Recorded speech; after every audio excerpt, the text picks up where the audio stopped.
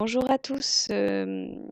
Voilà, nous sommes ensemble pour évoquer les caractéristiques du genre fantastique. Alors, nous allons commencer par évoquer la définition du fantastique. Il faut savoir que la littérature fantastique a été définie par Tsvetan Todorov dans son introduction à la littérature fantastique. Je vais lire l'extrait avec vous et ensuite nous allons mettre en avant les points importants de cette définition. Dans un monde qui est bien le nôtre, celui que nous connaissons, sans diable, sylphide ni vampire, se produit un événement qui ne peut s'expliquer par les lois de ce même monde familier. Celui qui perçoit l'événement doit opter pour l'une des deux solutions possibles. Ou bien le diable est une illusion, un être imaginaire, ou bien il existe réellement, tout comme les autres êtres vivants. Le fantastique occupe le temps de cette incertitude. Dès qu'on choisit l'une ou l'autre réponse, on quitte le fantastique pour entrer dans un genre voisin, l'étrange ou le merveilleux. Le fantastique, c'est l'hésitation éprouvée par un être qui ne connaît que les lois naturelles face à un événement en apparence surnaturel. Alors, les deux mots importants ici, c'est bien sûr incertitude et hésitation. Ce qu'il faut comprendre, c'est que le fantastique, c'est la confrontation du réel et du surnaturel. Et que finalement, dans cette confrontation, on ne choisit ni l'un ni l'autre. On laisse le lecteur dans une sorte d'incertitude. Alors, on va trouver également d'autres caractéristiques dans la littérature, fantastique. On va avoir des motifs récurrents, des éléments qui reviennent. Donc, par exemple, la présence des créatures surnaturelles.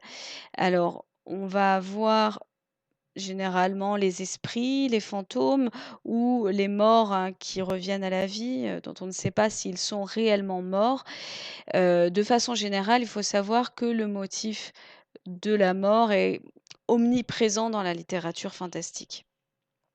On va avoir aussi d'autres personnages assez traditionnels comme le vampire, je pense bien sûr à Dracula de Bram Stoker. On peut avoir aussi le personnage de la sorcière, mais traité de façon différente de la sorcière des contes merveilleux.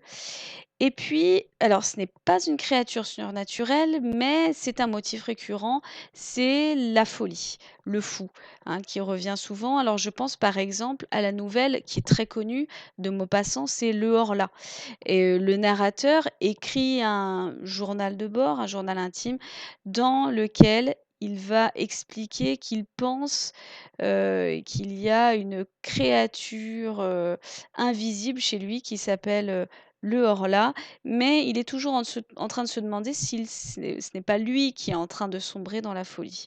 D'accord? Donc finalement, la folie est peut-être parfois, l'explication rationnelle à un phénomène, qui lui, est surnaturel.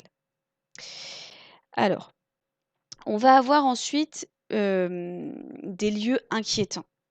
Il faut savoir qu'il y a des lieux privilégiés un peu dans la littérature fantastique. Alors cette image, voilà, j'ai mis une maison abandonnée, mais ça pourrait être un château, une forêt, un cimetière, pourquoi pas. En tout cas, ce qu'il faut généralement, c'est qu'il y ait une ambiance mystérieuse. Alors pour ça, on va par exemple faire en sorte enfin expliquer qu'il y a du brouillard, autour du lieu. Les lieux sont généralement abandonnés, ils sont généralement également anciens. En tout cas, les lieux sont inquiétants, mais bien sûr, j'insiste là-dessus, ils sont réalistes. C'est-à-dire que ce sont des lieux que vous pourriez, dans lesquels vous pourriez, aller vous-même, dans la vie, de tous les jours.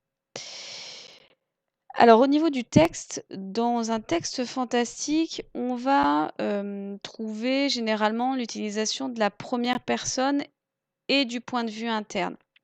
C'est-à-dire que l'histoire va être racontée à travers les yeux d'un personnage, qui va partager ses sentiments, généralement ses sentiments de peur et ses pensées au lecteur. Alors on va avoir des verbes de perception afin de que voilà, ce que voit, ce qu'entend ou ressent le narrateur. On va également, voir dans le texte des modalisateurs. Ce sont des mots qui vont permettre d'exprimer le doute. du narrateur, avec, des adverbes, parfois le conditionnel, certains verbes, voilà, qui vont évoquer, l'hésitation du narrateur. On va retrouver bien entendu le lexique du mystère, de l'étrange, de la peur et parfois des ellipses temporelles, c'est-à-dire ce sont des passages de la narration qui ne sont pas racontés, qui vont être matérialisés, par exemple par des points de suspension ou des expressions du type un an après, quelques semaines plus tard, etc. Alors, nous allons évoquer l'âge d'or de la nouvelle fantastique, c'est le 19e siècle. Alors avec, voilà, le père du fantastique, celui qui est considéré comme le père du fantastique, c'est Hoffmann, avec sa nouvelle, Le Marchand de sable. On va avoir également, peut-être l'un des plus connus, Edgar Allan Poe, qui a écrit, voilà, beaucoup de nouvelles fantastiques et certaines que nous allons étudier. Je pense au Masque de la mort rouge ou au Chat noir, hein, qui sont des nouvelles très connues. Il y a bien entendu Maupassant, nous avons étudié ensemble, la nouvelle Apparition. Il a écrit, également Le Horla, hein, qui est très connu et bah, on peut citer aussi Balzac, hein. Ce ne sont pas les 4 seuls, bien sûr, il y en a d'autres, mais par exemple, il faut savoir que Balzac, a écrit, La peau de chagrin, qui est un roman fantastique.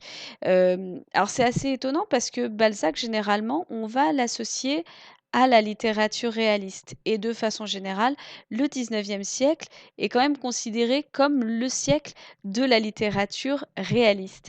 Mais c'est également le siècle durant lequel la littérature fantastique va s'épanouir parce que la littérature fantastique s'appuie à la fois sur la littérature réaliste, mais va offrir finalement une porte de sortie à un monde peut-être trop matérialiste dans lequel on commence à tout expliquer par la science.